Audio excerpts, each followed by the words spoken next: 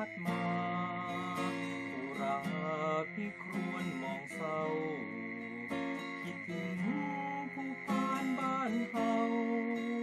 ที่น้องเจ้าได้จากมานางฟ้าอยู่ในป่าพานครับมีผักหวานดอกกระเจียวจักรจันทร์ไข่มดแดงแมงแคงแซ่บทั้งหลายเอามาผสมกันผักตอกผักติ้วทั้งหลายเอามาผสมกันโดยมีเชฟซึ่งมาจากประเทศสหรัฐอเมริกาอย่างนิวยอร์กแล้ว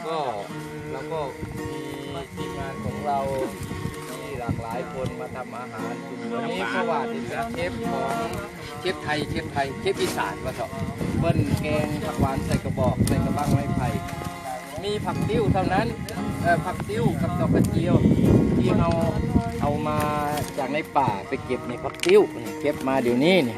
อันนี้ก็เอามาจากอันดงตลาดครับดงตลาดอันนี้ผักหวานนี่ก็ดงตลาดบ้างดงแถวนี้บ้างครับส่วนสากกระเบือนี่อยู่แถวนี้นะครับส่วนผักหวานนี่ไอ้ไข่มดแดงนี่เอามาจากตลาดบ้างหาแถวนี้บ้างนี่ดูประวัติอันเราแกงนะการแก่การอ่อนไม่ได้สนใจว่าต้องเกียงใจเคยไม่เลย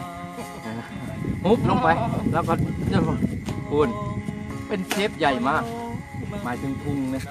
จักรจันทร์แล้วก็ไข่มดแดงอันนี้เด้นี่ล้างระบบกระชายนี่อ๋อขี้ดินยังซากว่าใส่เข้าไปเลยต้มน้ำลายเสร็จแล้วกินกระยำดอกเขาไปยักดอกพักอีตูอันนี้เนี่ยอันนี้เอาลงไปอีกก้อนหนึ่งเอาเบาเข้าไปอีกก้อนโอ้สูตรต่างหากเรียกว่าสูตรเบาเอาบานนี้พักติ้วน้ำปลาแดงได้ระบบน้ำปลาแดงเอาใบแดง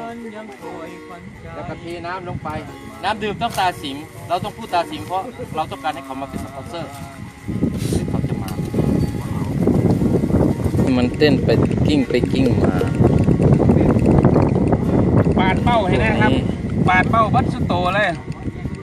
เครื่องสวยๆแล้วเลี้ยงไว้แล้วถ่ายรูปเอาเพชรฆาตมาปาดเบ้าเนี่ยเพชรฆาตกินเพชรเด้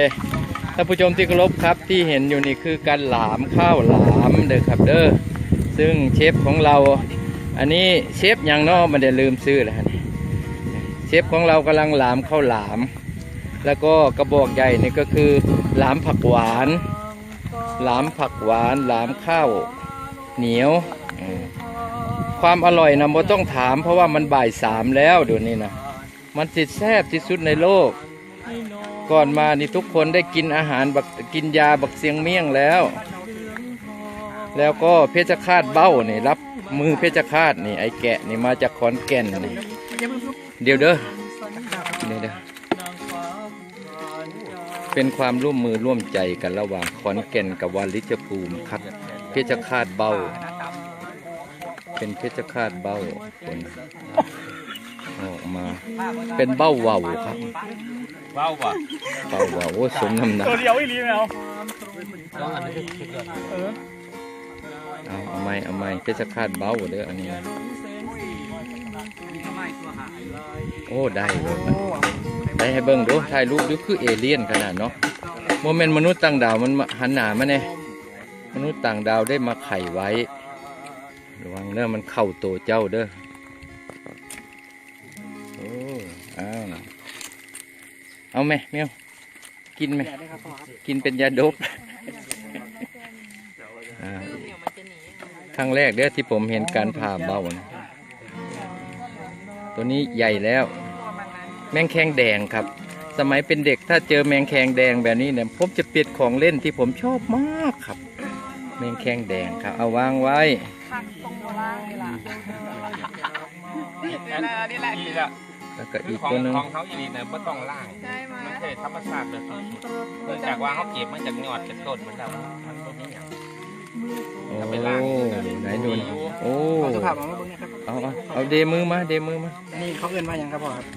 อันนี้เบ้าครับตัวนี้เป็นตัวอ่อนเหรอครับใช่ละเป็นตัวนั่งนะครับคนเผาคันเบาฟื้นกันกินสดๆนี่จะมีรสชาตินุ่มในลิ้นเลยครับตัวนี้จืดบ่เข้มบ่เข้มครับเป็นมันอุ้ยนุ่ยอยู่ครับแซ่บตัวติด ทดลองที่เรา เพราะว่าเฮา ไป บ่ แล้วตัวหนึงแล้ว บ่อย่าว่าเฮาบ่กินดิบ ผมคมขนาดเลย อาหารท้องถิ่นบ้านเฮา ครับผม กินย่ำฤดูใดพ่อ ฤดูประมาณเดือน นี่น่ะ เดือนต้นเดือนนี้นะครับตัวนี้มันจะออกเป็นหน้าประมาณ อืม มันจะขั้นก้อนนี่ก็มันจะเป็นมันขั้นจะเป็นหน้ามันก็ทีเป็นว่ามันบ่แซ่บขั้นตัวนี้ขั้นเป็นลักษณะนี้แล้วนี่ถือว่ามันก็ดีกินครับ เพอร์เฟกต์ หากินได้ฤดูใดพ่อ หากินได้นาต้นฝนครับ ต้นโคน ครับประมาณเดือนมีนานี่แหละครับประมาณนี้ครับ ใส่จังไดกินครับ ตัวนี้เพิ่นกินสดก็ได้กินเป็นเมียงเพิ่นว่าเฮ็ดเมียงกินกินสดก็ได้ครับแล้วก็เฮ็ดแกงเฮ็ดอ้อมก็ได้ตัวนี้ครับผม หา ลักษณะนี้ครับ ใบตองให้เนี่ยล่างตรงนี้นิดนึง เบ้ากะล่างอยู่บ่เบ้า ต่างนี้ก็ มันคือสะอาดอยู่ สะอาดอยู่ บ่ ครับ มีมันอยู่ในห้องปลอดเสื้อพุ่นน่ะ มันมันนี่ เอาล่างซะนี่ นี่ห้องปลอดเสื้อของเบ้านี่ครับ ห้องปลอดเสื้อนี่กว่าฮอดผ่าตัดผ่าแพทย์หมออีกครับ แก่ผม ต่อไปสิมีลายผ้าบอกเขาจะรีบกลับแล้วนะแน่นอนเพราะบ่ายสี่เนี่ยเขาต้องขึ้นเครื่องไม่ใช่เหรอ กับไอ้ไข่มดแดงสองอย่างเขาพอแล้วเป็นเมนูเราต้องไม่เห็ด เขานัดกันเอาบ่ายสี่จะขึ้นรถขึ้น เด็ดอันว่าคืออันเพิ่นท้ายแล้วเพิ่นก็สิกลับเลยทุกวัน อันนี้มาพาจังไหนครับเนี่ยพาเครื่องบ่ไหนพาขังคอจ้อๆไม่เอาคอเดียวบัดนี้พาเครื่องเลย หรือว่าท่านกับพาจังไหนก็ได้พาเครื่องก็ได้มันจังจะได้กินหลายคน มันเป็นถ้วยบ่ เฮ็ดไปถ้วย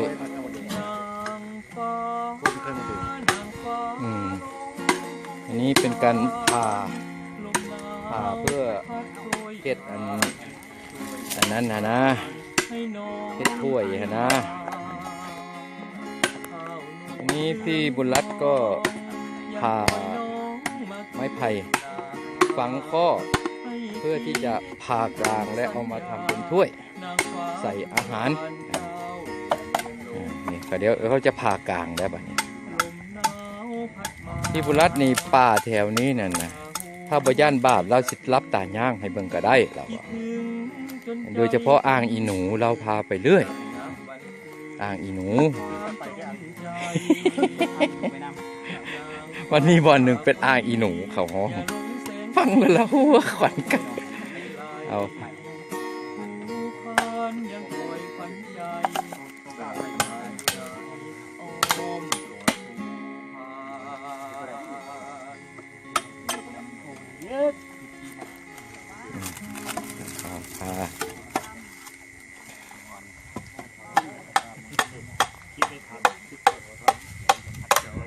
อันนี้เชนนี่นะครับเชนนี่เป็นคนฝรั่งครับพ่อแม่เป็นฝรั่งแต่ว่าลงมาเกิดอยู่สกลนครครับชื่อจริงว่าเชนนี่ครับชื่อบ้านเราว่าบักเซน ภาษาฝรั่งว่าเชนนี่นะครับเนี่ยสำเร็จแล้วเป็นถ้วยใส่อาหารเลยถ้วยอาหารนะครับเด้อนี่บางเลี้ยงแล้วก็ใส่อาหารคนมาป่าเราอย่างนี้แหละครับอันนี้เชฟวาดครับเชฟวาดนี่มาจากขอนแก่นครับแล้วก็ผู้ช่วยเชฟก็เชฟแกะครับทั้งสองคนนี้เอกลักษณ์ก็คือเป็นคนเอวบางร่างน้อยนะครับเป็นคนน่ารักเอวบางร่างน้อยมากนะครับกางเกง38ขึ้นครับแล้วก็ทำเศรษฐกิจพอเพียงเป็นผู้นำเอาอาหารอีสานไปสู่ระดับภาคกลางและเอาอาหารอีสานนี่นาขึ้นเหลาแล้วก็ส่งไปเมืองนอกนะครับเป็นผู้ประสานงานนะครับนี่ อมตอนนี้อะไรล่ะอมเลยแบบคืออะไรครับบักหมอ บางโม มักหมอกระไซบ่ บางคนเขาบางคนเบิ้งเลย ไซหน้าตามันเป็นอะไรก็มักหมอ เบิร์ดแล้วบ่บ้างนี่โอ้อันนี้บักตุ่มการ เอาไว้ให้ได้ใดมักตุมกะ ทำได้คือการสูบเม็ด กินเลยติ แต่ว่ารสชาติมันจะ โอ้มักตุมกาตุมกาตุมกา เละ นี่ผลไม้อีสานนะครับเด้อ ผมมันหวานมาก นี่หมักตุ้มกาหมักตุ้มกาไม่ใช่ส้มเด้อโอ้ หมักสัก มันรสชาติเป็นใดๆครับพ่อว่าแต่เอามาเบิ่งจักเม็ดเด้อ สุภาพเจ้าเห็น ผมหวาน ครับกิน ไม่ ได้ กิน เล ดี ย กว่าเพราะหมักสาบครับนั่นน่ะนี่เป็นยังนู่นเลย เอาอ่อมใส่ เป็นขมหวาน เป็นขมหวานครับ ไปนิดหน่อยจะกินยอดเลย เป็นขมหวาน โอ้นี่อหย่างมันนี่ รู้สึกมันจะเป็นยารักษาทางโรคตับเนาะ ดอกอันนี้ดอกที่ ถ้าลดขม หมักสับนะสาบหวาน มาก ดอก อย่าง พิ ก่อน การนี่ มักสาก กินนี่ดอกพิการนั่นนี่ เอาไว้ไปเฮ็ดหยัง สมบูรณ์ เอามากินแล้วจ้ะ กินได้บ่เคยกินวะเนี่ย กินได้ครับ คือเอาดอก อัน พิ นี้มัน กา เป็ ร นยา มา ได้เนี่ยเนี่ยพอได้กินก็กินนะ ขมหวานเนาะเข้าท่าเลย นี่ถ้าเราไปใส่น้ำแข็งใสนะแล้วปั่นนะครับ นี่มันจะต้องเนียนนุ่มสุขุมนุ่มลึกเข้าท่าไว้ย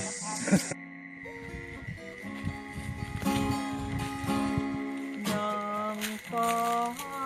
นางฟ้าลงภูพานลมหนาวที่พัดโชยผ่านช่วยบอกผ่านให้น้องคืนมาข้าวนวลเหลืองทองยังคอยน้องมาคืนนาให้คิดถึงคำสัญญานางฟ้าภูพานเจ้าอย่าเลือนลง ลมหนาวพัดมายิ่งพาหัวใจสะอื้นคิดถึงจนใจผมคืนนั่งนับวันคืนด้วยความตรงใจนางฟ้าคนดีอย่าหลงแสงสีเมืองกรุงเมื่อไร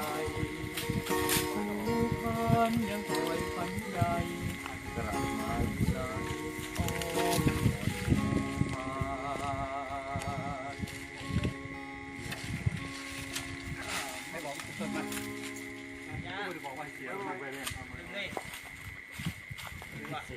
คิดไม่ทันคิดส่วนของทันเจ้าอะไรแต่ละวิ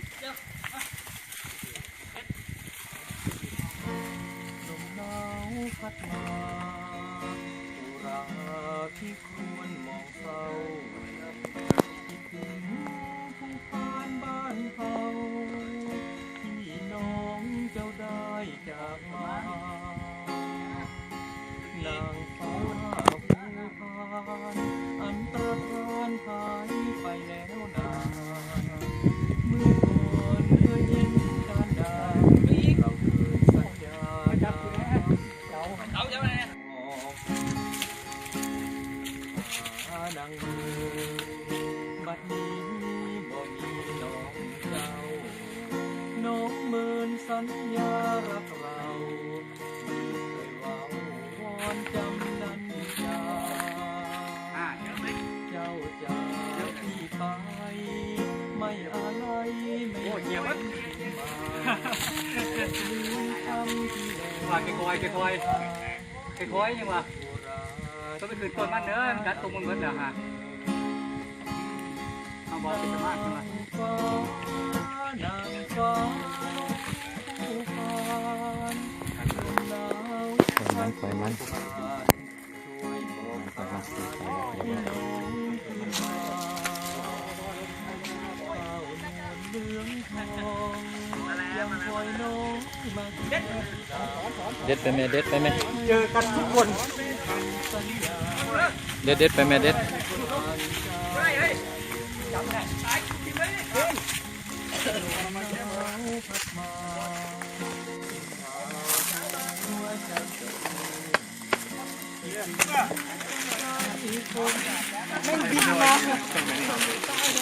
ร่อนมาเลยล่ะ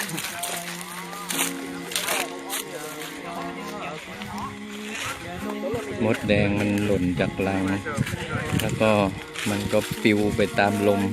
มันก็ไปกัดช่างภาพแต่ละคนนะครับ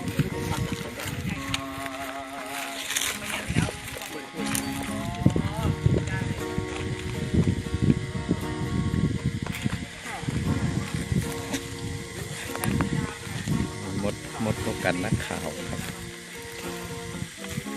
มดก็กัดตากล้องนะครับ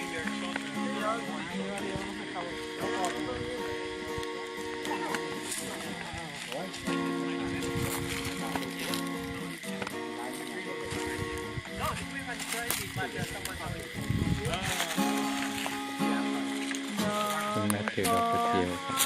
Oh my God! Look at oh wow! Oh yeah!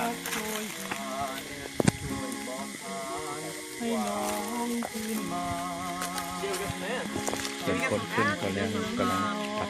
ไข่มดแดงนะครับ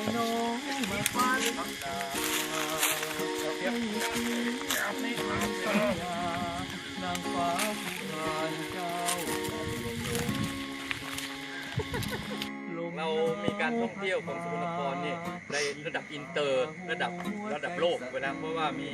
กองถ่ายทำสารคดีของสหรัฐอเมริกานะครับคุณแมสนะครับคุณแมสแต่เขามาถ่ายทำเรื่องพริกมาถ่ายทำเรื่องหมากพริกว่าถ้าไม่เผ็ดไม่กินแล้วอยากรู้ว่าสกลนครน่ะหมากพริกมีชนิดใดแน่ได้ยินว่าเป็นถ่ายตำในเรื่องของตำในเรื่องซอย5แล้วก็หลังจากนั้นก็เขาถามว่าของป่าในภูพานที่เป็นอาหารท้องถิ่นตามฤดูกาลผสมผสานกับหมากพริกนี่มีบ่ว่าซั่นโอ้ยบ่ยากแล้วว่าผักหวานยามนี่เนาะดอกกระเจียวไข่มดแดงกันเลยพากันมาเลยขออนุญาตหัวหน้าพุนศักดิ์กลางทอง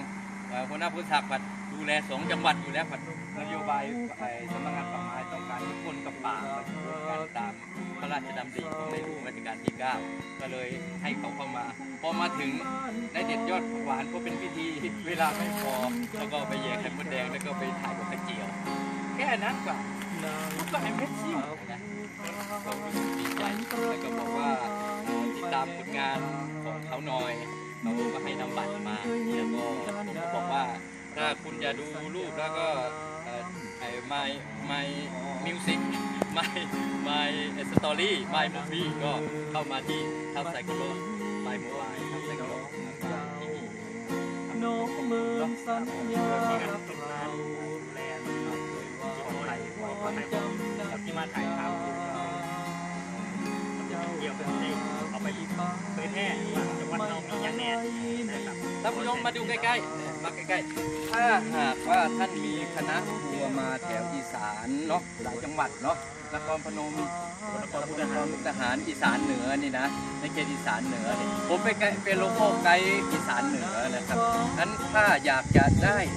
ตำรวจไปดูแลว่าจุดท่องเที่ยวหรือการเดินทางเนาะคณะมาใหญ่ๆเนาะ3 รถบัส 4 รถบัสก็มาประสานก่อนบางทีตอนนี้เนี่ยยังไม่มีปัญหาแต่ต่อไปมันจะเลยได้ยินข่าวว่ามีไกด์ต่างประเทศที่ไม่มีใบอนุญาตก็มาหลอกลวงแล้วก็พาไปเที่ยวเยอะๆหลายที่ก็ถูกหลอกครับนั้นต้องมาท่องเที่ยวที่อยู่ในกฎระเบียบแล้วก็การช่วยเหลือของตำรวจของไกด์ผมนี่เป็นไกด์จริงๆนะไม่ใช่ไกด์ผีไกด์เถื่อนไม่พอมามีบัตรนะแล้วก็ทีมงานก็อีกเยอะเราก็มาประสานกันร่วมมือกันเนาะทำให้ชื่อเสียงภาพพจน์จังหวัดสกลนครอีสานเหนือเบอร์โทรขอเบอร์โทรให้หน่อยก็ติดต่อไปที่คอลเซ็นเตอร์ของตำรวจท่องเที่ยวครับ115ไปได้เป็นข้อมูลคอลเซ็นเตอร์สารได้ครับไม่ว่าจะเป็นคณะหรือว่าอะไรเรา3 จังหวัดเนี้ยเรามีเจ้าหน้าที่ดูแลนะครับความเรียบร้อยให้กับนักท่องเที่ยวก็แขกไปใครมาที่มาจังหวัดของพวกเราครับยินดีให้บริการครับเต็มที่ได้รับใช้ครับเหน็ดเหนื่อยไม่ล้าไม่มีที่พักไปหาหลับนอนกินกาแฟพักผ่อนไปที่ตำรวจท่องเที่ยวในนครพนมสกลนครหรือมุกดาหารขอให้บอกตำรวจไทยใจดีเสมอโดยเฉพาะน้องๆขออนุญาตรับลาเพราะว่าจะได้เดินทางไปอีกหลายภารกิจเหลือเกินช่วงนี้เข้ากรุงเทพถูกจองคิวเลี้ยงช่วยไม่ได้แต่ท่านผู้ชมคนหน้าตาดีหรอก็หล่อนิสัยก็ดีมันก็ต้องมีคนเลี้ยงธรรมดาบ้านแล้วก็ไปถอนตังค์ครับ4-5 หมื่นไปเที่ยวครับไปให้น้องคืนมาต้นสุริยาจลาลับเหลี่ยมเขาภูพาน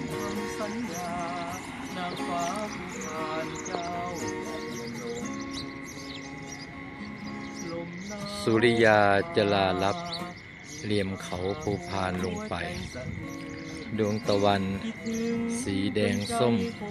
กำลังจะโบกมือลาตลอดวันเวลาที่ผ่านมาหลายปี ท้าวไซคำเลาะ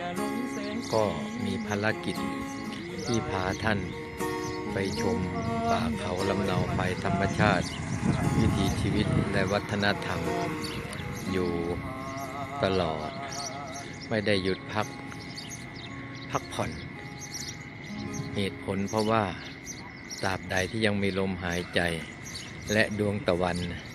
ยังขึ้นและลงท้าวไซคำเลาะก็จะพาท่านไปเที่ยวชมแบบนี้สม่ำเสมอมิให้มีการหยุดพักเพราะว่าเวลาชีวิตนั้นเป็นสิ่งที่มีค่าเราไม่ไปหรือเราจะอยู่หรือเราจะเล่นวันเวลาก็จะผ่านพ้นไปโดยอัตโนมัติอยู่แล้วเพราะฉะนั้นวันนี้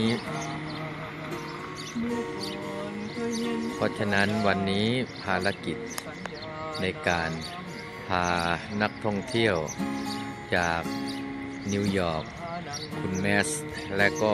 บริษัทถ่ายทำสารคดีของเขาไปชมอาหารท้องถิ่นธรรมชาติในป่าภูพานไม่ว่าจะเป็นจักรจั่นดอกกระเจียวไข่มดแดงแมงแคงแซ่บไม่ว่าจะเป็นเบ้าเป็นบึ้งหรือเป็นผักติ้วผักหวานใดๆก็ดีล้วนแล้วแต่เป็นสัญลักษณ์บ่งบอกพิถีของความเป็นคนอีสานคนไทยสกลนครที่มีความรักหวงแหนต่อเทือกเขาภูพานต่อป่าต่อธรรมชาติและต่อวิถีชีวิตความเป็นอยู่ที่ดีงามของพี่น้องชาวสกลนครดวงตะวันลาลับไปในนาทีไม่กี่อึดใจนี้แต่ตะวันก็ยังจะหวนกลับมาในวันรุ่งเช้าของวันใหม่จากนี้ไปเราก็จะมีภารกิจเตรียมตัวที่จะเดินทางไปต่างประเทศผมก็จะมีภารกิจต้องเดินทางเข้ากทม.และหลังจากนั้นวันที่7ถึง11มีนาคมผมก็จะเดินทางไปท่องเที่ยวบันทึกภาพสารคดีที่ซาปาเวียดนามขอให้ท่านติดตามชมสำหรับวันนี้มีความสุขนอนหลับฝันดีจากท้าวไซคำเลาะผู้น่ารักมักเลาะระเบ้อ